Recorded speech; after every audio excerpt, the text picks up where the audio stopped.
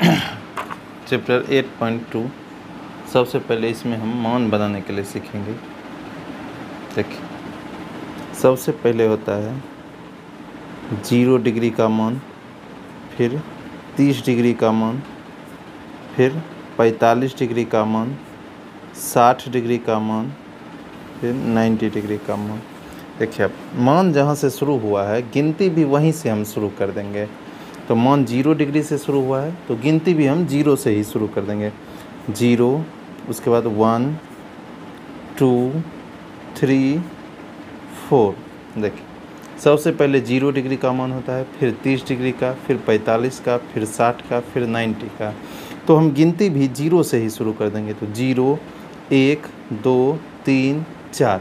अब सबसे last digit वाले से भाग करना है। पहले स्टेप में क्या किए? स्टेप 1, जहाँ से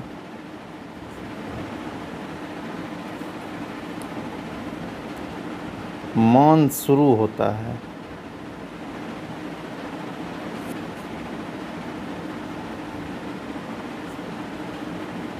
वहीं से गिनती भी शुरू करना है।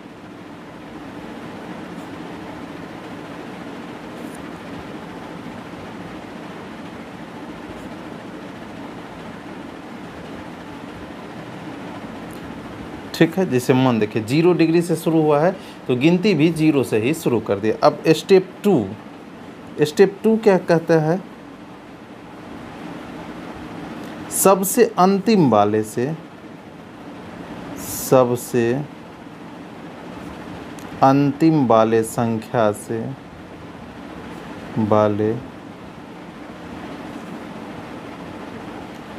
संख्या से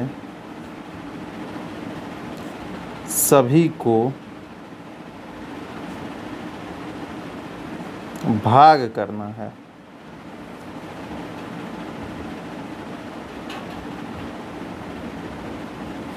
देखिए, अब तो सबसे अंतिम में कितना है? 4। अब 4 से सबको डिवाइड करना है। तो देखिए, 0 था, 0 को कितना से डिवाइड करना है? 4 से। फिर 1 है, 1 को कितना से डिवाइड करना है? 4 से। फिर 2 है, 2 को भी कितना से डिवाइड करना है? 4 से। 3 है, 3 को भी कितना से डिवाइड करना है? 4 से। फिर 4 है, इसको भी 4 से डिवाइड करना है। ठीक, अब देखिए 0 से किसी भी संख्या में भाग देते हैं, 0 को किसी भी संख्या से भाग देते हैं तो हमेशा 0 ही आता है।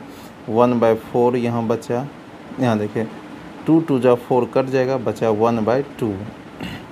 यहाँ 3/4, यहाँ 4 4 कैंसिल हो जाएगा, बचेगा 1। अब देखिए स्टेप 3 क्या करना है हमको? सभी का वर्गमूल निकालना है। सभी का वर्गमूल ज्ञात करना है। अब देखिए, जैसे 0 है, 0 का वर्गमूल ज्ञात करना है, फिर 1/4 का भी वर्गमूल ज्ञात करना है, फिर 1/2 का भी वर्गमूल ज्ञात करना है, फिर √3/4 का भी वर्गमूल ज्ञात करना है, फिर 1 का भी वर्गमूल ज्ञात करना है। ठीक, देखिए अब 0 का वर्गमूल कितना होता है? 0।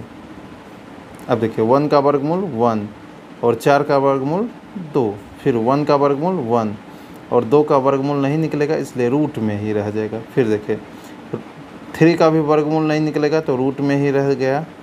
4 का वर्गमूल 2, फिर 1 का वर्गमूल 1। यही हो गया साइन थीटा का वैल्यू। हाँ देखिए, साइन 0 डिग्री का मान 0, 30 डिग्री का मान 1/2, 45 डिग्री का मान 1/√2, 60 डिग्री का मान √3/2 और 90 डिग्री का मान 1 होता है। अब देखिए, बस 3 स्टेप में हम वैल्यू निकाल सकते हैं। अब देखिए, कॉस थीटा का वैल्यू निकालना है तो कॉस थीटा का वैल्यू जो होता है साइन का जस्ट अपोजिट होता है, यानी कि उल्टा होता है। अब देखिए, यानी कि यहाँ 1 से शुरू करना है, पीछे से 1, फिर कितना? √3/2, फिर देखिए 1/√2, फिर 1/2, फिर 0, यानी कि साइन 0 डिग्री का मान 1, 30 डिग्री का मान √3/2, 45 डिग्री का मान 1/√2, 60 डिग्री का मान 1/2, 90 डिग्री का मान 0। अब टेन थीटा का वैल्यू जैसे बनाना है हमको, तो देखिए टेन थीटा का फॉर्मूला जो होता है, टेन थीटा का फॉर्मूला होता है sine theta upon cos theta, ठीक है। तो देखिए अब साइन थीटा का वैल्यू जैसे लंब बटा कर्ण होता है, और कॉस थीटा का वैल्यू क्या होता है, आधार बटा कर्ण। तो देखिए ये नीचे वाला कट जाता है, सिर्फ ऊपर वाला होता है, इसका भी ऊपर वाला होता है, साइन थीटा का भी ऊपर वाला होता है, और कॉस थीटा का भी ऊपर वाला ही होता है। तो देखिए वैसे ही हम लोग करके टेन थीटा का वैल्यू फाइंड कर सकते हैं। देखिए आप साइन थीटा के ऊपर में कितना है 0, कॉस थीटा के ऊपर में कितना है 1, तो 0/1। फिर देखिए साइन थीटा के ऊपर में कितना है 1, कॉस थीटा के ऊपर में कितना है √3। फिर देखिए साइन थीटा के ऊपर में कितना है 1, कॉस थीटा के ऊपर में कितना है 1। फिर देखिए साइन थीटा के ऊपर में कितना है √3, कॉस थीटा के ऊपर में कितना है 1। फिर देखिए यहाँ 1 डाल सकते हैं, यहाँ भी 1 डाल सकते हैं। फिर देखिए साइन थीटा के ऊपर में कितना है 1, कॉस थीटा के ऊपर में कितना है 0, ठीक है। चलिए अब तो 0 से किसी भी संख्या में भाग देंगे तो आएगा 0। फिर देखिए 1/√3 होगा, फिर 1 1 कट करके 1, ये √3, और 1/0 जो होता है कोई भी संख्या से जब 0 में भाग देते हैं तो उसको मतलब नीचे में 0 आना ही नहीं चाहिए, नीचे में 0 मैथ में नहीं आना चाहिए। अगर आ जाता है तो उसको हम लोग अपरिभाषित कहते हैं, नॉट डिफाइंड, अपरिभाषित। यानी कि टेन थीटा का एक्चुअल वैल्यू 0 डिग्री का मान 0, 30 डिग्री का मान 1/√3, 45 का मान 1, 60 डिग्री का मान √3 और 90 का मान अपरिभाषित होता है। अब देखिए कॉट थीटा का वैल्यू निकालना है, तो कॉट थीटा का वैल्यू जस्ट अपोजिट होता है टेन थीटा का, यानी कि पहले हो जाएगा अपरिभाषित,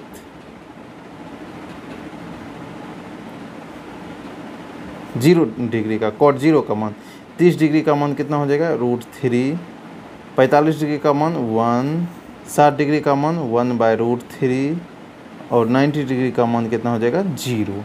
अब देखिए अब निकालना है सेक थीटा, तो सेक थीटा का फॉर्मूला जो होता है 1 cos थीटा। क्या होता है 1 cos थीटा। तो देखिए 1 और cos थीटा का वैल्यू क्या होता है आधार बाय कर्ण, यानी कि आधार बाय कर्ण यानी कि b/h। सेक थीटा का फॉर्मूला होता है 1/cos थीटा, और तो 1 और cos थीटा का फॉर्मूला क्या होता है b/h, आधार बटा कर्ण। तो देखिए पहला बटा 1 है तो 1 सीधा, और दूसरा बटा क्या लिखते हैं हम लोग उल्टा। तो h ऊपर चला जाएगा, b नीचे, h को 1 से गुना करेंगे h, और नीचे में कितना है b, तो कितना निकल गया h/b। यानी कि सेक थीटा का अगर वैल्यू निकालना है तो कॉस थीटा को अपोजिट कर देना पड़ेगा हमको। तो देखिए अब जैसे अब कॉस थीटा का वैल्यू कितना है 1/1, इसका अपोजिट करेंगे तो 1 ही निकलेगा न। अब फिर देखिए √3/2 है, इसका उल्टा कर देना, यानी कि ई निकल जाएगा 2/√3। फिर देखिए ई है 1/√2, 45 का मान, तो इसका उल्टा करेंगे तो √2/1 आएगा, यानी कि √2। फिर देखिए 1/2 है 60 डिग्री का मान, इसका उल्टा करेंगे तो आएगा 2/1, यानी कि 2 ही होगा। फिर देखिए cos 90 का मान होता है 0/1, इसका उल्टा करेंगे तो 1/0, और 1/0 को क्या लिखते हैं हम लोग अपरिभाषित।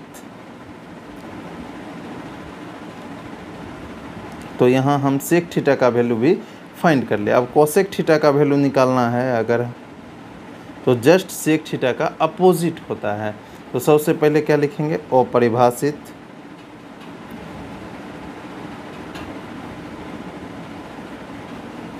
फिर देखिए फिर क्या हो जाएगा कोसेक थीटा का वैल्यू, फिर जो 60 का वैल्यू होगा वो 30 का, तो यानी कि 2, फिर कितना हो जाएगा √2, फिर 2/√3, फिर 1 हो जाएगा। यही हमको वैल्यू बनाना था जो हम बना दिए, मात्र 3 स्टेप में पूरे 0 डिग्री, 30 डिग्री, 45 डिग्री, 60 डिग्री और 90 डिग्री का वैल्यू फाइंड कर सकते हैं। अब देखते हैं इस पे हिसाब। चैप्टर 8.2 का पहला नंबर क्वेश्चन देखिए, अब है sine 60 degree into cos 30 degree plus sine 30 degree into cos 60 degree. देखिए साइन 60 डिग्री का मान कितना होता है, √3/2। फिर देखिए गुना कॉस 30 का मान कितना होता है, √3/2, तो √3/2 प्लस साइन 30 का मान कितना होता है, 1/2। कॉस 60 का मान कितना होता है, 1/2 ही होता है। देखिए अब √3 को √3 से जब गुना करेंगे तो आएगा 3/2 दूना 4 प्लस देखिए 1 को 1 से गुना करेंगे 1। अब देखिए 2 दूना 4। अब क्या करेंगे, नीचे वाला का एलसीएम ले लेंगे, तो 4 और 4 का एलसीएम कितना हो जाएगा, 4। 4 से 4 में डिवाइड करेंगे तो आएगा 1। 1 को 3 से मल्टीप्लाई करेंगे 3, बीच में प्लस है तो प्लस।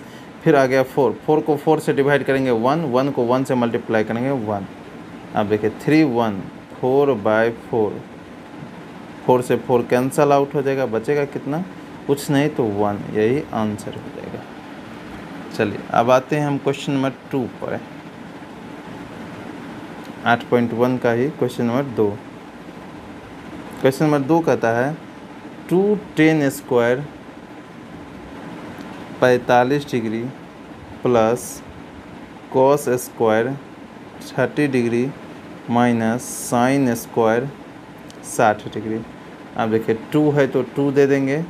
अब tan 45 डिग्री का मान, तो tan 45 डिग्री का मान होता है 1, तो 1 यहाँ स्क्वायर है तो स्क्वायर दे देंगे प्लस। अब cos 30 का मान हमको देखना है, तो cos 30 का मान कितना होता है, √3/2, तो √3/2 स्क्वायर है तो स्क्वायर दे देंगे, माइनस है तो माइनस। साइन 60 डिग्री, और साइन 60 डिग्री का मान भी होता है √3/2 ही, स्क्वायर है तो स्क्वायर दे देंगे। अब देखिए 2 फिर 1 का स्क्वायर 1, तो 1 लिख देंगे, प्लस है तो प्लस, √3 का स्क्वायर 3। अब देखिए 2 का स्क्वायर 4 माइनस, फिर देखिए √3 का स्क्वायर 3, फिर 2 का स्क्वायर 4। अब देखिए प्लस 3/4 माइनस 3/4 कैंसल आउट हो गया। अब देखिए 2 1 जा 2, यही आंसर हो जाएगा। Question number 3। क्वेश्चन नंबर 3 कहता है cos 45 degree upon sec 30 degree plus cosec 30 degree. देखिए अब बनाना शुरू करते हैं। कॉस 45 डिग्री का मान होता है 1/√2 बाय, देखिए अब सेक 30 डिग्री, तो कॉस 30 का मान जितना होगा उसका अपोजिट होता है सेक 30 का मान। तो कॉस 30 का मान कितना होता है, √3/2, तो इसका उल्टा क्या हो जाएगा, √3/2 का 2/√3, तो 2/√3 प्लस।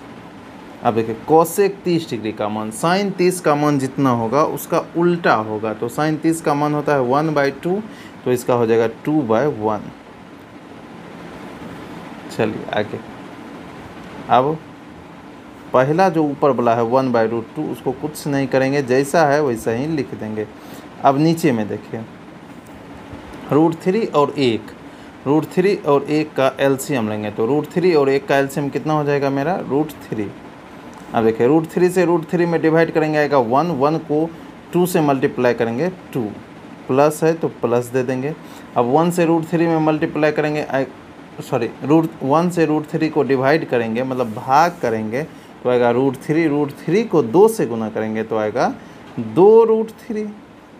ठीक, अब देखिए बार बार बोलते रहते हैं पहला बटा सीधा, यानी कि 1/√2 ही लिखाएगा। और दूसरा बटा क्या होता है, उल्टा। तो ये जो है दूसरा बटा है, इसको उल्टा लिखेंगे, यानी कि √3 ऊपर और 2 + 2 √3 नीचे।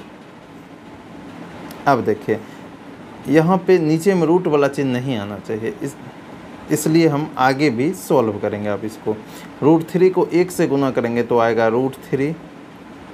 नीचे में देखें 2 को √2 से गुना करेंगे तो आएगा 2√2, प्लस है तो प्लस दे देंगे। अब 2√3 को √2 से गुना करेंगे तो देखिए रूट को रूटे वाला के साथ गुना होता है, 2 है बाहर में तो 2। अब देखिए 3 दूना 6 यानी कि √6 हो गया। ठीक है, आप देखिए यहाँ तक भी हिसाब को छोड़ सकते हैं, लेकिन है क्या, नीचे में रूट वाला चिन्ह नहीं आना चाहिए। अगर रूट वाला चिन्ह नीचे में आ जाए तो करते हैं हम लोग हर का परमयकरण, रेशनलाइजेशन।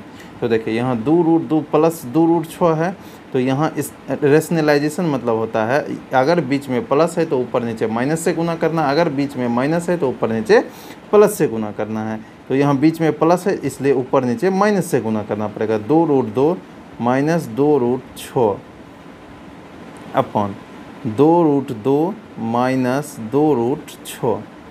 ठीक, चलिए अब आगे। अब √3 को 2√3 से गुना करेंगे तो रूट को रूटे वाला के साथ गुना होता है 2, यहाँ कुछ नहीं तो 1, 2 एकम 2 और देखें 3 दूना 6 तो √6, बीच में माइनस है तो माइनस दे देंगे। अब 2 एकम 2 और देखिए 6 तिया 18।